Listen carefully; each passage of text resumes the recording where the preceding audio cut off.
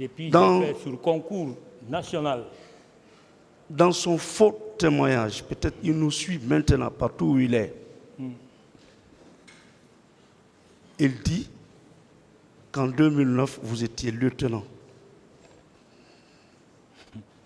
Au moment où lui, il partait au stade, que vous étiez lieutenant. Que répondez-vous? Peut-être c'est un autre Kalonzo parce que nous sommes trois. En tout cas, vous étiez? Moi, j'étais capitaine. Capitaine. À l'époque. Le 3 août, vous étiez capitaine. Est-ce que cela ne constitue pas une controverse? En novembre, je suis devenu commandant. D'accord. Et puis, de la même année, je suis devenu lieutenant-colonel. D'accord. Aujourd'hui, je suis colonel. D'accord. Est-ce que cela ne constitue pas une contradiction déjà dans son témoignage? Bien, ça n'engage que lui. Il dit que en 2009, vous étiez lieutenant, alors que vous étiez déjà capitaine. C'est une contradiction. Ça n'engage que lui, maître. D'accord. Mon colonel, oui, maître. Nous sommes d'accord, désormais, que vous avez fait 3 mois en prison. Du 3 août 2009 au 6 novembre 2009 et au PM3. On est d'accord? Oui, maître. Bon. Certains vont se demander, mais toutes les lois de la République ne prévoient pas, surtout en pénal, qu'on soit privé de sa liberté pendant 3 mois, on n'est pas libéré, on n'est pas présenté à un procureur. Mais militairement, est-ce qu'il n'y a pas des gens qui font des fois 1 an là-bas? Je n'ai pas compris. Est-ce qu'il n'y a pas des détenus militaires des fois qui font 1 an? Bon, c'est possible. En arrêt disciplinaire ou en arrêt de rigueur, selon les appellations. Bon, c'est possible, hein, parce que ça dépend du commandement. Pour des vérifications? Bien sûr. Oui ou non? Bien sûr. On peut arrêter des militaires ou un militaire, on l'envoie au PM3 pour des vérifications. Ça peut prendre le temps que ça prend, oui ou non? On en connaît beaucoup. Bien. Maître, ça se peut-être fait. Avec la création du tribunal militaire que nous saluons d'ailleurs, aucun militaire ne peut plus rester en prison indéfiniment sans soit être présenté au procureur militaire ou être libéré. C'est là aussi une des avancées significatives de notre droit positif guinéen. D'accord? En 2009, est-ce qu'il y avait le tribunal militaire? Il n'y avait pas de tribunal militaire. Voilà. C'est l'arrivée du général Baldé qu'ils ont établi. Très bien. Cette institution. Je pense que si le tribunal militaire existait en ce moment, c'était soit on vous libère ou on vous envoie devant le procureur militaire. Aujourd'hui, il y a un procureur militaire qui n'acceptera pas qu'un militaire reste dans... Des questions, maître. Donc, j'en passe. Alors, personne ne doit être étonné que vous ayez passé effectivement 3 mois au PM3. Nous sommes d'accord? Personne. Bien. Mon colonel,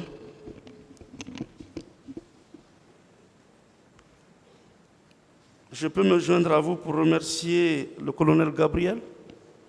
Pardon? Je peux me joindre à vous pour remercier le colonel Gabriel? Si vous le faites, ça me fera grand plaisir. Le colonel Gabriel qui avait remplacé le colonel Baouri.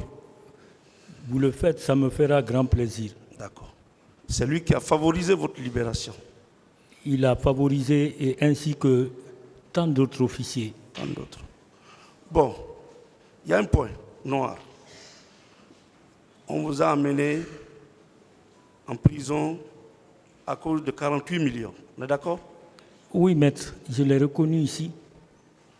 48 millions. Bien sûr. Comment vous avez utilisé ce montant-là?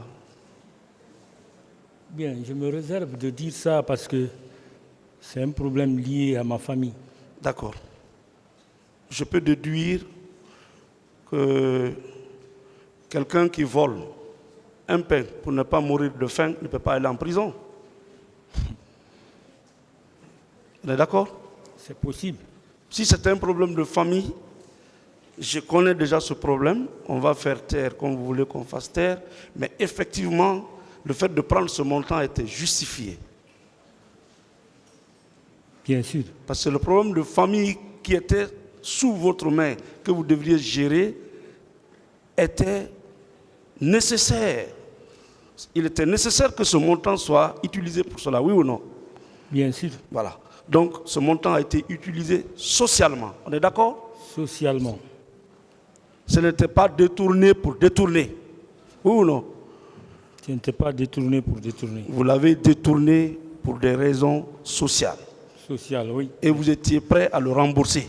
J'étais prêt à le faire. Malgré Parce que... que vous la n'êtes- question m'a été posée encore. Très bien, Comment rembourser? J'ai dit, très bien, je suis prêt à le faire. très bien. Mon colonel, Oui.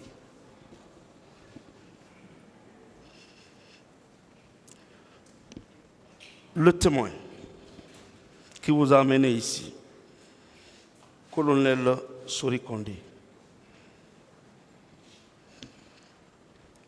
il déclare, entre autres, selon le PV que j'ai ici, avec la permission de Monsieur le Président, lorsqu'on lui avait posé la question de savoir « Que savez-vous des événements du 28 septembre 2009 ?»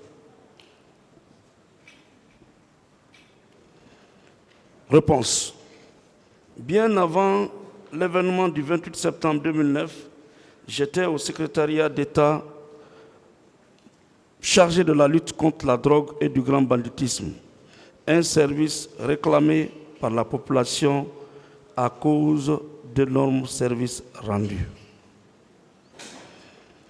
Tous les jours, comme d'habitude, on sortait sur le terrain chaque fois qu'il y a eu des manifestations de rue. Vu l'appréciation populaire de notre chef, colonel Tchebro, dès que les manifestants le voyaient, il se consolait. Plus loin, il déclare que dans cette foulée, j'ai vu Selou Dalem blessé, porté au dos par l'un des gardes-corps du colonel Tchebro. Ce dernier, quant à lui, tenait en main les leaders Jean-Marie Doré et Sidia Touré. Tous ont été transportés à la clinique Ambroise Paré. À travers cette lecture-là, est-ce qu'il a parlé de votre présence au stade? Je ne peux pas être là-bas. J'ai dit que j'étais au PM3. D'accord. Je suis resté là-bas pendant tout ce temps. D'accord. Maintenant, dans la série de questionnaires, question. Quel était l'objectif de votre patrouille? Réponse. Notre patrouille avait pour objet de sauvegarder la sécurité des personnes et de leurs biens. Est-ce qu'il a parlé de vous? Il ne peut pas parler de mon nom. Question. Ce jour, il y avait combien de véhicules à votre disposition? Réponse. Je ne me rappelle plus. Question. Est-ce que vous avez constaté des morts au stade? Réponse. Personnellement, je n'ai pas vu de cadavre. Est-ce qu'il a parlé de vous? Non, maître. Bien. Question. Quel est le corps qui a débuté les tirs? Réponse. En toute franchise, ce sont les bérets rouges que nous avons trouvés sur place qui ont envahi le stade et qui tiraient dans tous les sens. Est-ce qu'il a parlé de vous? Non, maître. Bien. Question. Avant de sortir, avez-vous eu un rassemblement à votre unité? Réponse. Comme d'habitude, chaque fois qu'il y a une mission, un rassemblement est organisé à l'occasion duquel le chef de mission donne les consignes, l'itinéraire et les tâches à exécuter. Est-ce qu'il a parlé de vous? Non, maître. Bien. Question. Quelles ont été les consignes données? Réponse. Essentiellement, c'est sécuriser la population et les biens, le respect des règles de maintien d'ordre. Question. Combien d'équipes de patrouille ont été désignées? Réponse. Une seule équipe dirigée par le colonel Tchebro. Mon colonel, Oui, maître. à travers sa déposition, le témoin affirme qu'il n'y avait qu'une seule équipe et qui était dirigée par le colonel Tchebro. Est-ce que cette équipe pouvait être dirigée à la fois par le colonel Tchebro et par vous-même? C'est possible? J'étais en prison, je ne connais pas ça. Très bien. Ensuite, question. Il y avait combien d'hommes dans l'équipe? Réponse. Il y avait une cinquantaine au maximum, y compris les policiers en civil qui travaillent avec nous. Question. Étiez-vous avec des gendarmes stagiaires? Réponse. Oui, il y avait avec nous des margis fraîchement sortis de l'école de gendarmerie de Sonfonia. Question. Est-ce que vous étiez avec les gendarmes stagiaires en provenance de l'école de Kalia? Réponse. À ma connaissance, non. Question. Quel était l'itinéraire suivi par vous? Réponse. Au camp Alpha Yaya, notre équipe est passée par l'autoroute Fidel Castro pour arriver à l'esplanade du stade. La seconde équipe a emprunté la route Le Prince. Est-ce qu'il a parlé de vous? Non, maître, il n'a pas parlé de moi. Parmi les 50 hommes là, vous étiez présent? J'étais au PM3. D'accord. On ne peut pas être au PM3 en même temps être aux services spéciaux. Bien. Question. Qui était le chef de votre équipe? C'est là où il a dit réponse, c'était le lieutenant-colonel Kalonzo. Tantôt, vous êtes lieutenant, tantôt, vous êtes lieutenant-colonel. Il ne se donne même pas la peine d'indiquer votre identité complète. La question, maître. Est-ce que vous êtes d'accord avec cette déclaration? Non, moi j'étais lieutenant-colonel quand j'ai été Interpellé. Au haut commandement. D'accord. Comme commandant des opérations. Ok.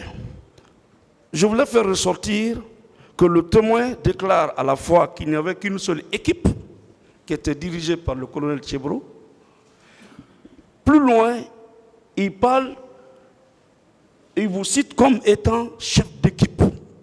C'est un embrouillé. Est-ce que ça c'est possible? Excusez-moi de terme, mais c'est un embrouillé.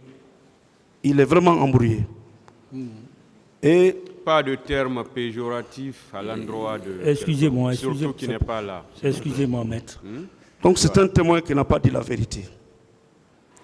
Dieu seul et lui savent pourquoi il vous a jeté en pâture. Wallahi. Bien. Dieu va le payer. Bien. Question. Avez-vous rencontré des manifestants sur l'autoroute? Réponse. Non.